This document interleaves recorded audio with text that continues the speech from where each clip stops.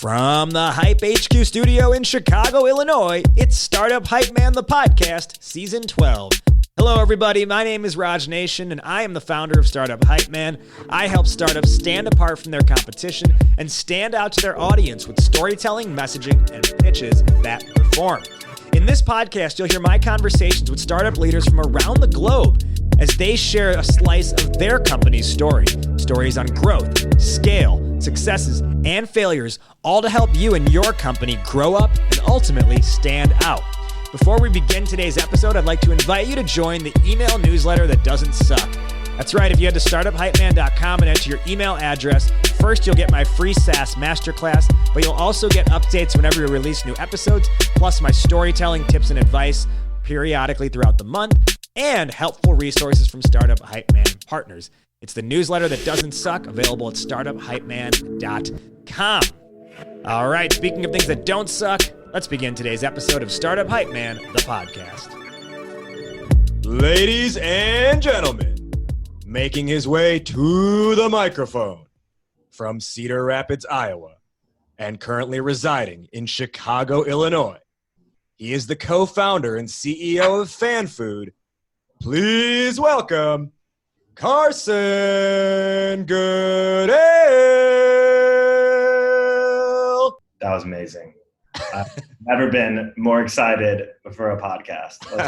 Well, it's my job as the hype man to hype you up.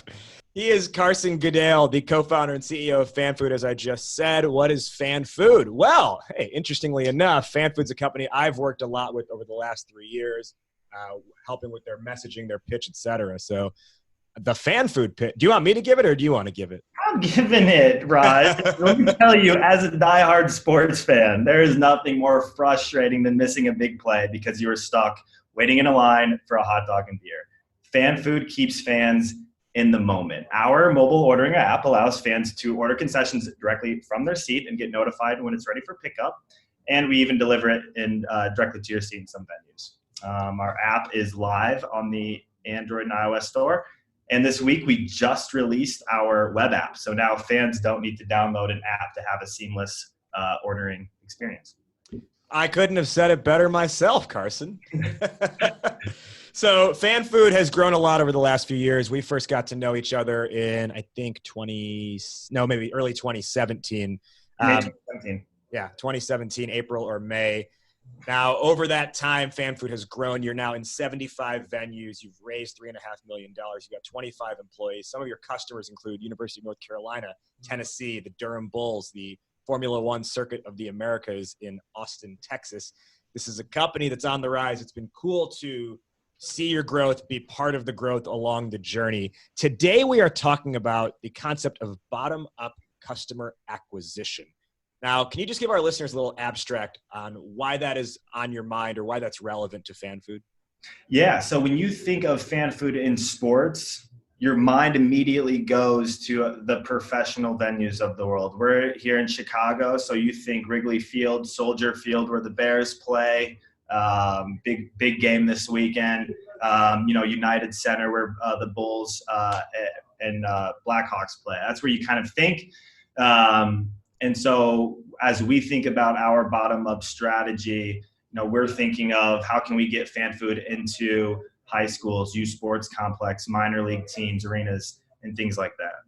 Yeah, and we're going to dive all into that. Before we do, let's take a little trip down memory lane or get to know Carson a little bit better. Now, Carson, you're building a tech company right now. Your dad is actually an accomplished technology executive in his career.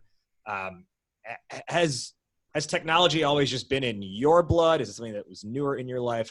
What's that like? Yeah, I definitely get the entrepreneurial bug from my dad.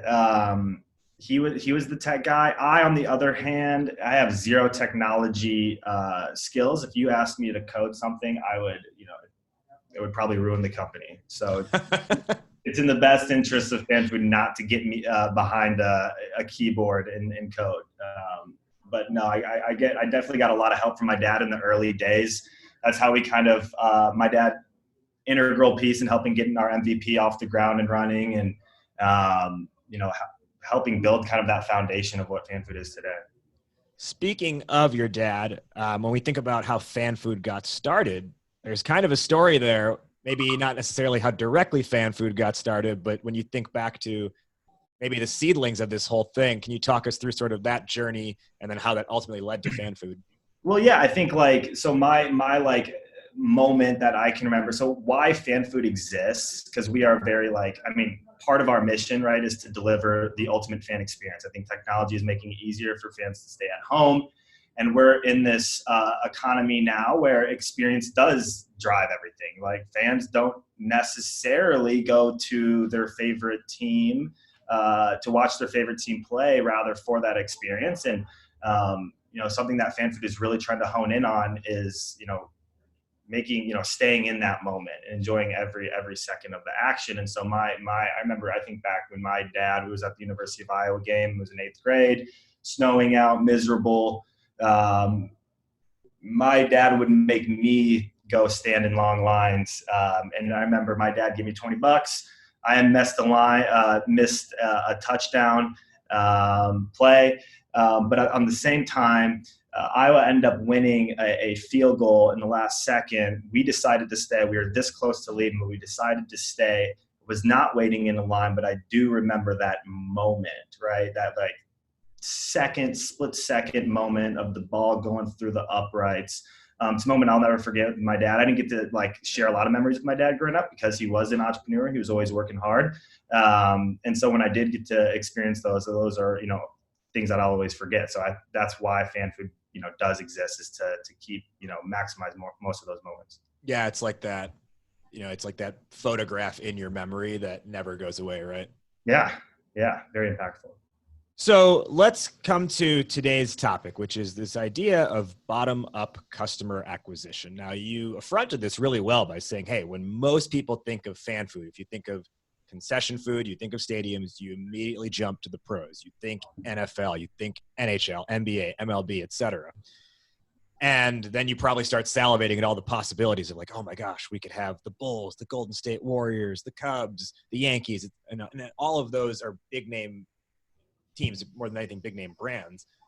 Was that FanFood's initial mindset when you got this going? Duh. Yes, absolutely. And I'll also be the first to say, if I had $1 for every time someone came up to me and said, oh, I've thought of that idea, like we would have. You'd have all your money raised. Yeah, I wouldn't need to go fundraising all the time. So, but yeah, I mean, and if you think about it in the lens of like, I think most startups, building credibility, establishing a credibility is tough as a startup, right? So when you're taking a product to the cream of the crop, the enterprise, the big leagues, what credibility do you have?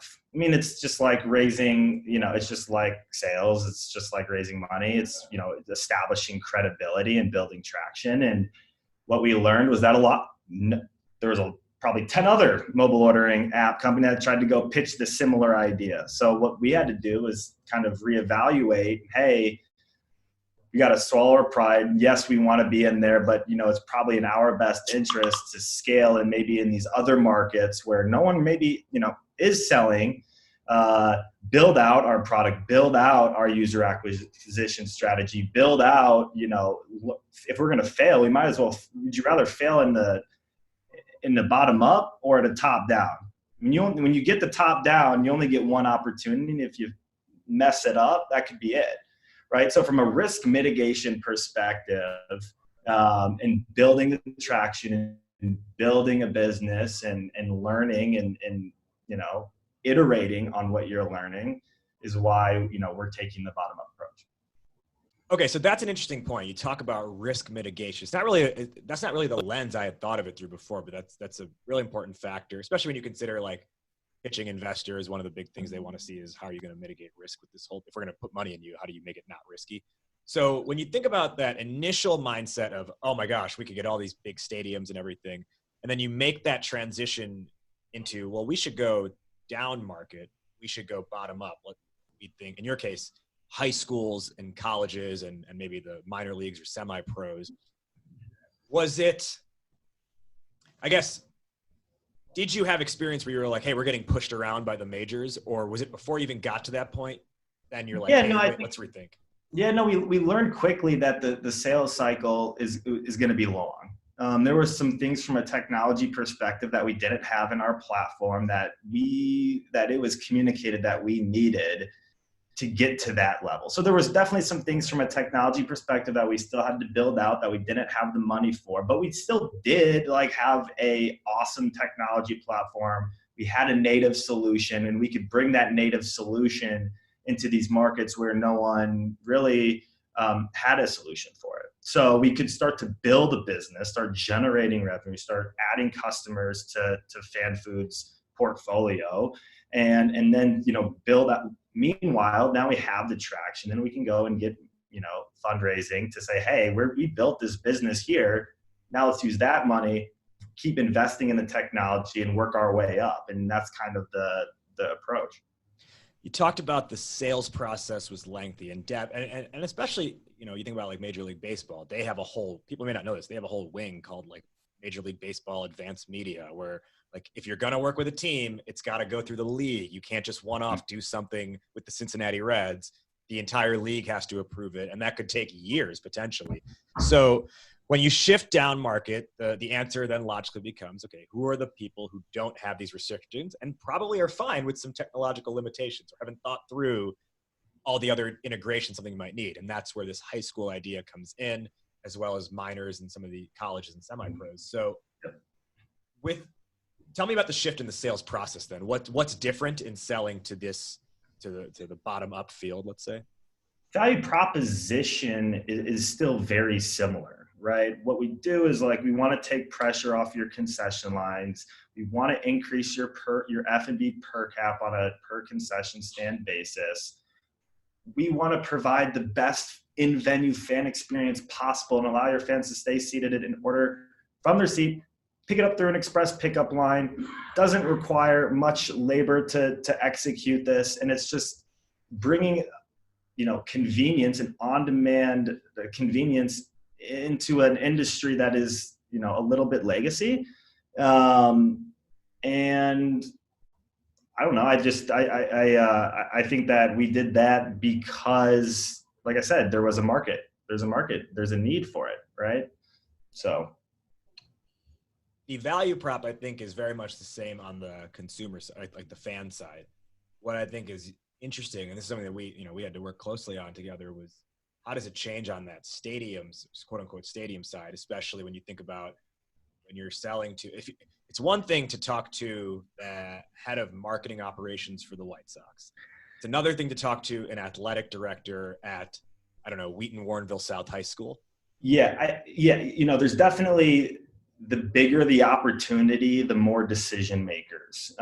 In our case, in the food service space, professional venues oftentimes will contract concessions out to a third party like an Aramark or a Levy, who manage and run the concession operations. And so, you know, there's multiple angles to attack. And this is when you start to get into like B2B enterprise sales. You might have to get the approval from multiple people to get to that, you know, close one stage.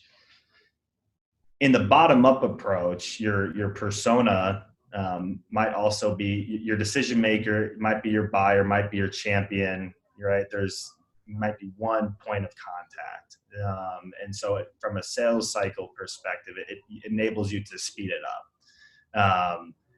So, you know, at FanFood too, at our stage, we do have a direct sales team, but I am also a big believer in like inbound marketing as well, and really getting them to come to you and spending your time working with, you know, opportunities that are at the bottom of the funnel that are already kind of educated in your product offering also streamlines, you know, that buying process. I want to ask you more about that sales and marketing relationship, but before I do, I just want to let our listeners know about a new partner of the show, Sales Hacker. If you are a longtime listener here, then you know that I try to feature more B2B startups on this show, or like in FanFood's case, startups that might be marketplace but have a very strong B2B side to them. And Sales Hacker is the world's smartest community for forward-thinking B2B professionals. They have 135,000 members. And whether you're a CEO, a head of sales, or a sales rep, Sales Hacker helps you get better at your job with podcasts, articles, webinars, and research from actual sales experts and practitioners, including yours truly. No big deal. It's no fluff from outside content marketers, just the straight dope to grow your sales acumen. I love what they're doing over there, and I'm so excited to have them as a partner of this podcast now. You can join the Sales Hacker community for free at saleshacker.com. Again, that's saleshacker.com. Just join the Sales Hacker community for free to get access to all those articles, research, and more. One more time, www.saleshacker.com. All right, so we're talking here with Carson Goodale, the co-founder and CEO of FanFood. Carson, you mentioned how you're a big believer in inbound. So there's the direct outbound selling side, and then there's inbound where they're more educated and more or less closer to a purchase decision. What types of inbound marketing activities is FanFood doing to drum up sales? Yeah, so I think like we identify those key value propositions, like why are our personas buying FanFood? What's in it for them? And our kind of step one is identifying those value propositions and correlating or tying those to a problem. Like each value proposition is solving a unique problem. There is a reason why they're buying. We create content and solutions around those problems that are also kind of correlated to our value propositions in the form of blogs, in the form of, we have a game day podcast where we interview industry experts in the world of sports, asking them about what are they doing to optimize or make their stadiums more efficient, what's the latest and greatest sports technologies in the space, what are some kind of key trends as it pertains to fan experience, regular email, and just kind of like building those, and then people will start to, subscribe, and, you start to build your list and stuff that way. And then when you start pushing out some of this content, and then when it gets really fun, you can start doing retargets, right? And creating lookalikes, and then you can start to, get involved in some of the in some of the paid. And once you get, your cost per lead figured out and you get the conversion funnels going, and then it's just a scaling game. You figure out however many leads you need to generate a close one, and then you scale that up, and then it's a scaling game, and that's when things get really fun. And I hope to get there in quarter one. So tell me then, so I know the Game Day podcast is something that you guys are really proud of and enjoy, and you guys are pumping out episodes, I think, every week of that. And you've had some pretty cool guests on the show, like director of marketing for the Baltimore Ravens, like some pretty high-profile people.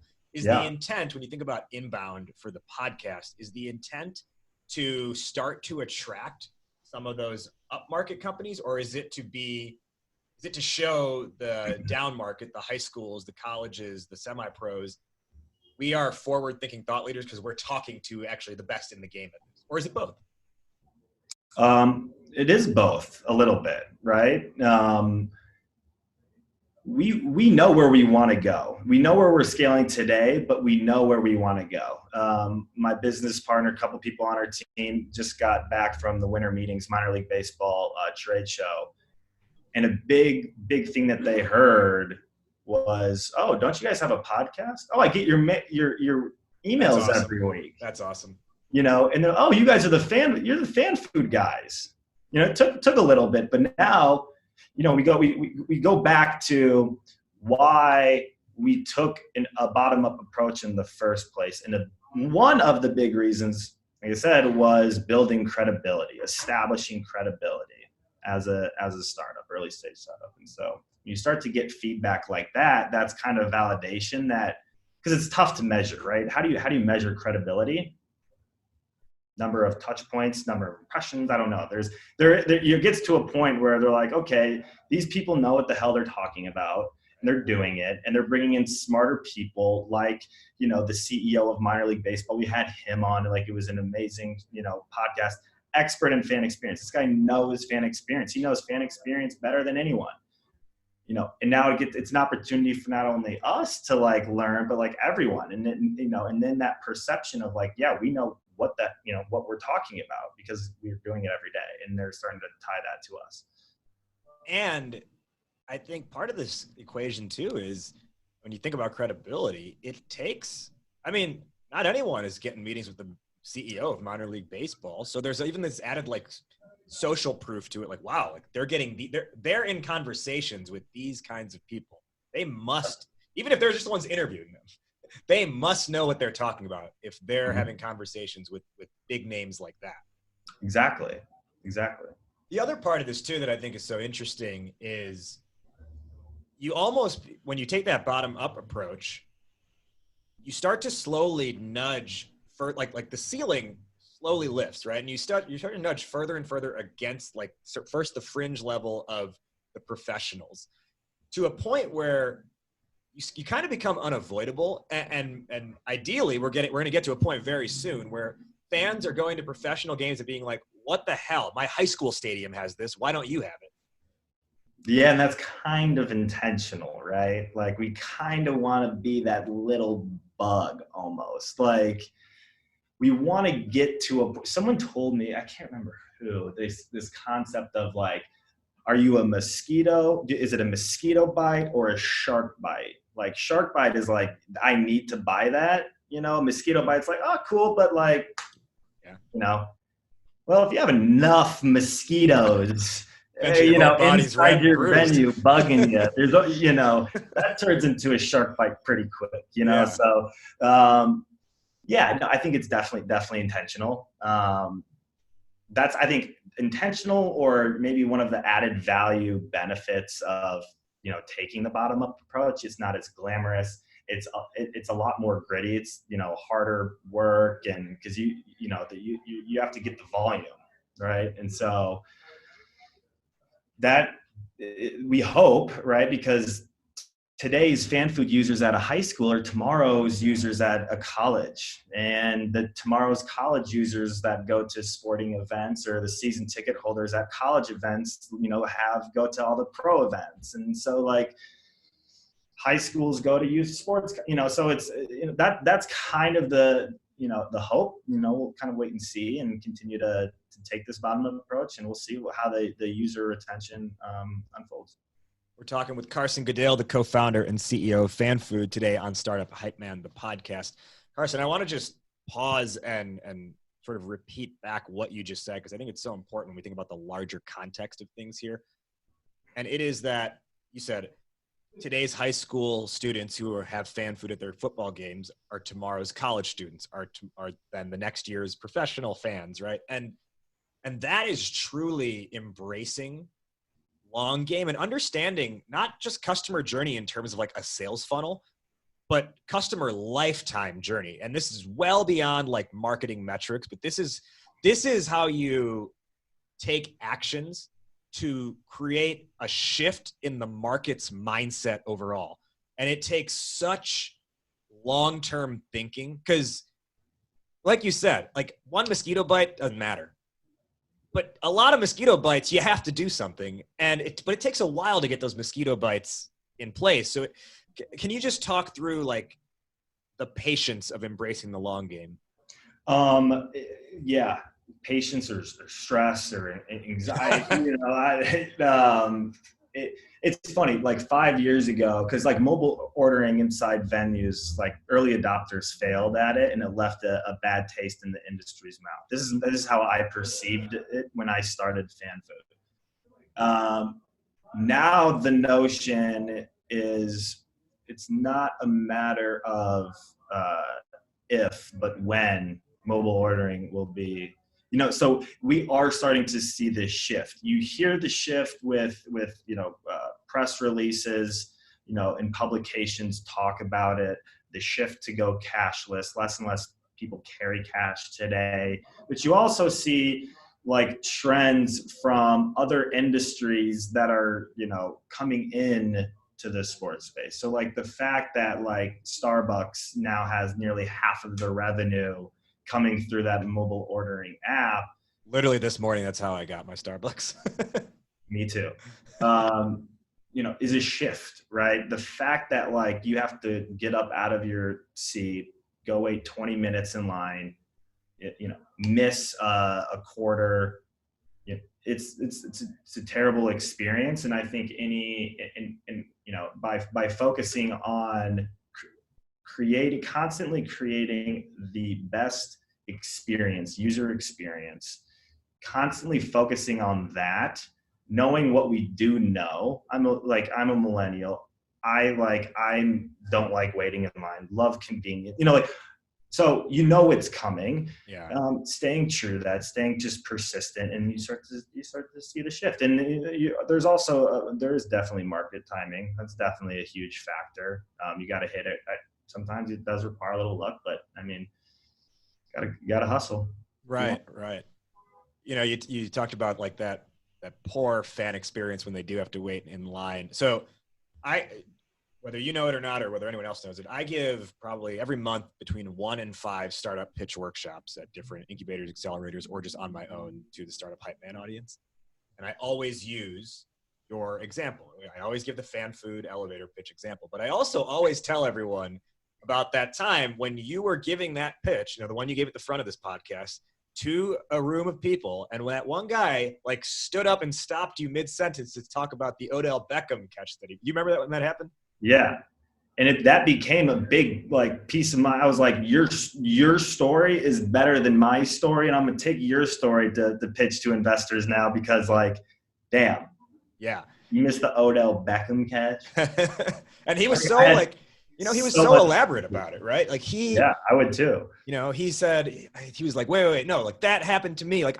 He's like, I missed the greatest catch in NFL history. I paid $500 whatever for my end zone seat. And then I was waiting in line. And that's when you've just struck a chord with people, right? Yeah.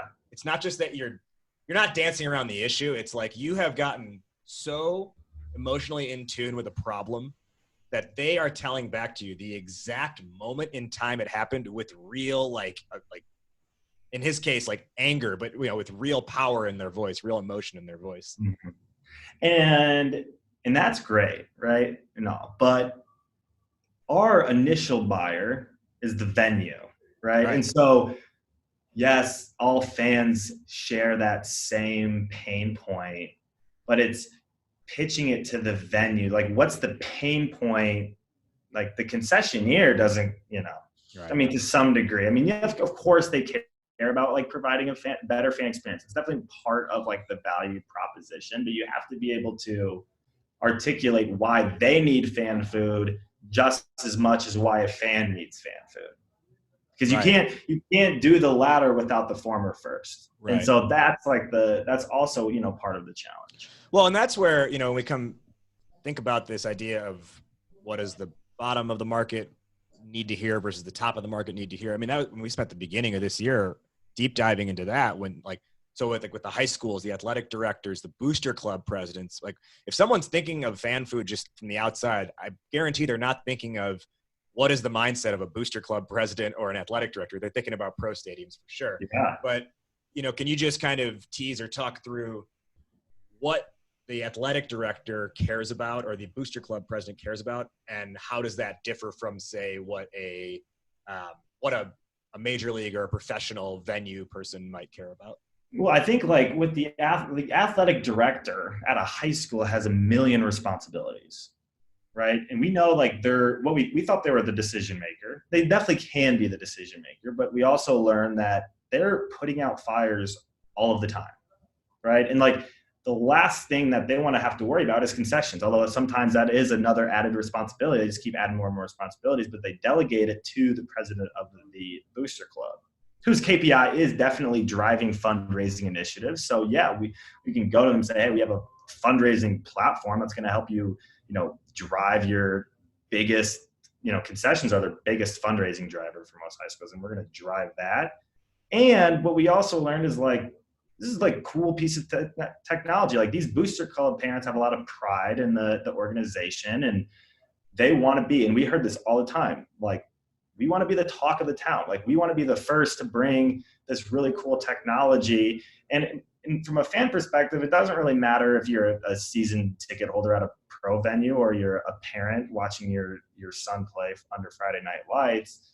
No one likes waiting in lines and missing moments, period. Right. Yeah. And so the pain point from the fan perspective is still there.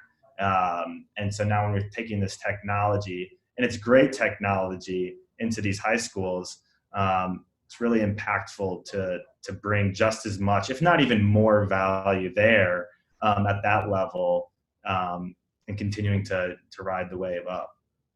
Got a couple more questions here before we wrap up. So like we've echoed several times throughout this conversation that the general expectation, if you were to hear about FanFood, is to just think professionals. I have to imagine that's what people who are applying, like you're at 25 employees now. So I have to imagine when people are applying for jobs at FanFood, like they're immediately like they're maybe coming into this interview being like, oh my God, you mean we could sell to the Raptors and sit courtside if they thank us? Yeah. Like all that stuff. So is it impacting the hiring process? And if so, like, how are you tempering that?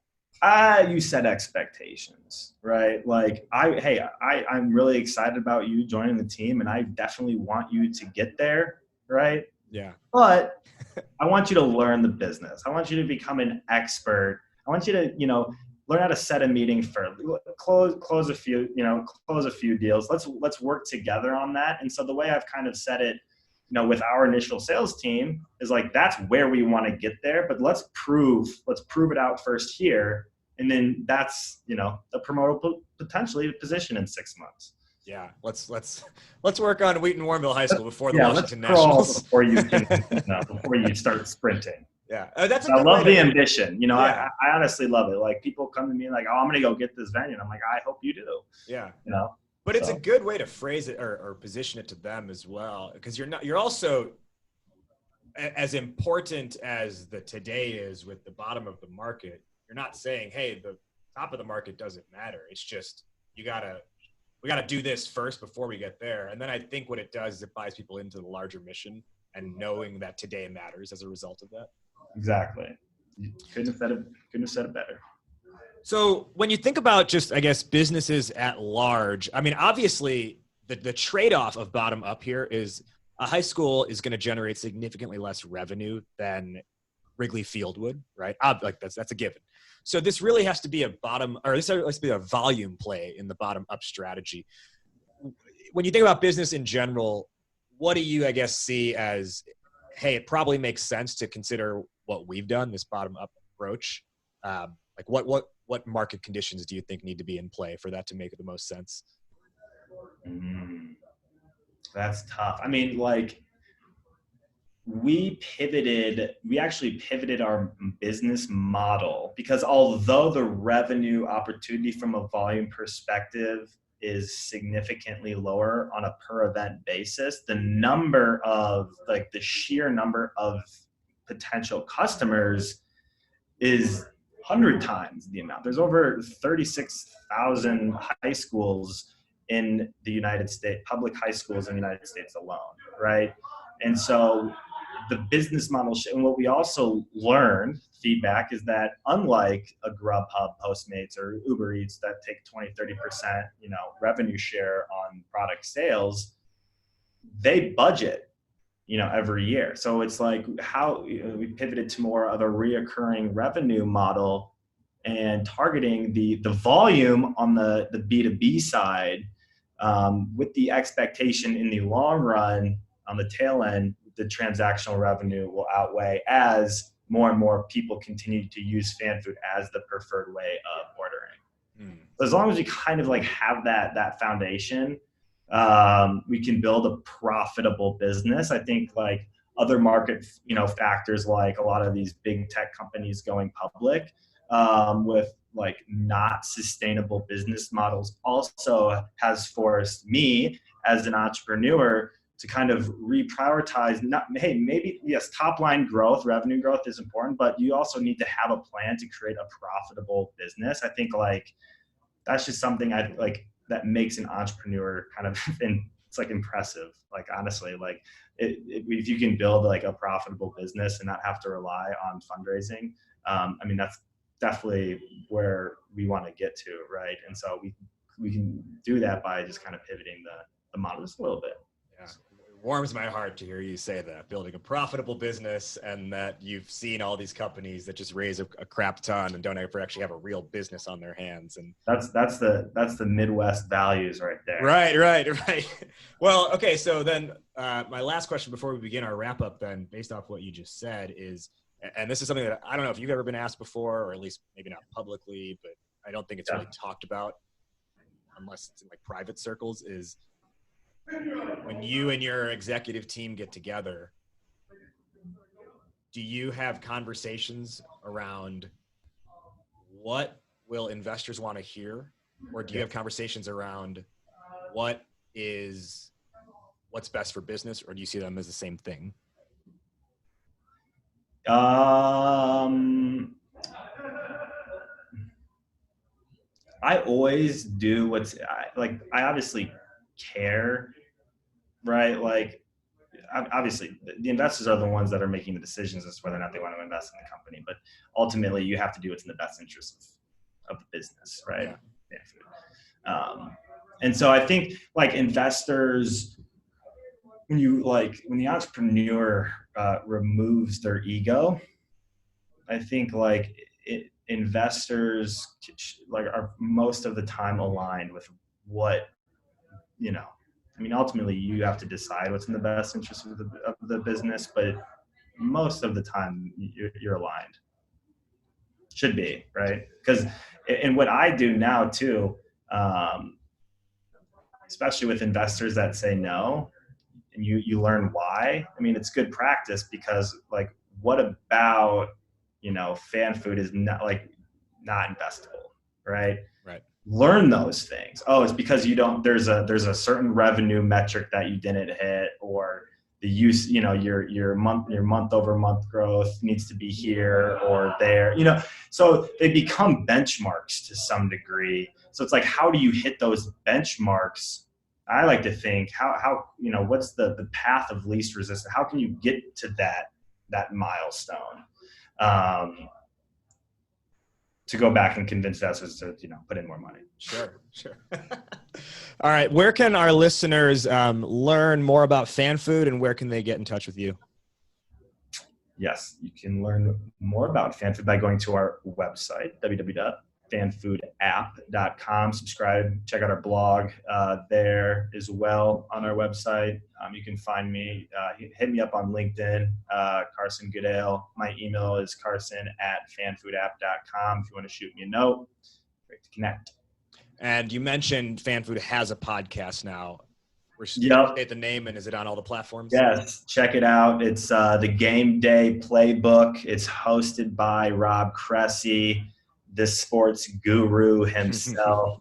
It's on all of the applicable podcast channels. I'm a big Spotify guy, so I've been liking that a lot. So yeah, I would encourage everyone to check that out. I keep pushing people to Spotify for this show, and like, cause we got on Spotify in that like first batch of podcasts that got on like early last year. And yeah.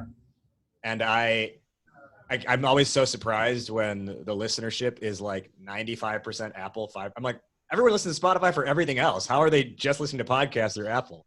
Maybe they just don't know yet Spotify has podcasts. Yeah, that's very interesting. Yeah. That'll probably change. I would imagine, especially because Spotify's upping it. They're doing like original podcasts now and all that stuff. So, yeah. All right. So top line takeaways from today's conversation. Our topic was bottom-up customer acquisition. So this is where we'll just each give our 1 or 2 big lessons learned or takeaways for the audience. To me, when I think about bottom-up customer acquisition, it's really about how do you push yourself into market to where you can no longer be avoided. And that's what I see as kind of what is unfolding for you guys right now. What kind of top line takeaway or lesson do you have for the audience? Do what's in the best interest of the business, and don't let your pride get ahead of that, right? Because I think from like our perspective, like of course we want to go and partner with the Cubs, and of course we want to partner with the Bulls and the Bears, but be smart, because especially in the early days, you have like the entrepreneur, it has a finite amount of resources, right? And so you have to make a business decision. What's the biggest bang you can get for your buck within that, finite amount of resources you have in order to get to that next. If you want to get here one day, do what you need to do today to put yourself in that best position tomorrow. And that's my biggest takeaway. My final question, which is what we asked every guest on the show now, fill in the blank. Entrepreneurship is blank. Gangsta. All right, explain. You got to explain that a little bit more. I love it. You didn't have to think. I don't know. I just like spit something out. Entrepreneurship is blank. It's not glamorous, and it's not always the most fun. It's a lot of responsibility, but definitely the most fun and rewarding, impactful job that I've been a part of. And now that we have a team too, it's so exciting and equally as intimidating that, we now have a team, and everyone's pretty much smarter than me now. So it's also super cool to see smart people, working together as a team that's, striving toward one goal or one accomplishment. And that's just been probably the most rewarding thing. Yeah. Right on. Probably a little less lonely too. Gangsta. Yeah. It's gangsta, but it's also not glamorous, and it's a lot of responsibility. He is Carson Goodale. He is the CEO of FanFood. Carson, thank you so much for joining us today for this edition of Startup Hypeman, the podcast. Thanks, Raj. Nice chatting with you. That concludes this week's episode. Thank you so much for listening. If you liked what you heard, you can share this episode with a friend, or you can leave a rating and review on the Apple Podcast page. When you do that, it boosts us in the search results, and ultimately that means more entrepreneurs will listen, which means we share the message, we spread the mission, and support more entrepreneurs at the end of the day. You don't have to stop with the podcast if you want more, and if you are interested in telling your company's story better across your demo calls to investors and to any audience you seek, well then why not have a conversation with me? Head to startuphypeman.com, fill out a form there, and let's talk. If you've got recommendations for future guests for the show, or you want to be a guest on the show yourself, email media@startuphypeman.com. That'll tie a bow on this one. Thank you again to this week's guest for joining. I am Raj Nation. You have been listening to Startup Hype Man, the podcast. We will see you next time. Hype Man out, word up, raise up. Got you howling at the moon. Yeah. This a dance with the devil, girl. Instead of sundown too. Yeah. This a dance with the devil, girl. Tell me what you gonna do. This a dance with the devil, girl. And if you can't get it loose, then fall into the truth. It got you howling at the moon. Yeah. This a dance with the devil, girl. Instead of sundown. Yeah. This a dance with the devil, girl. Tell me what you gonna do. This a dance with the devil, girl. And if you can't get it loose, then it's a dance with the devil.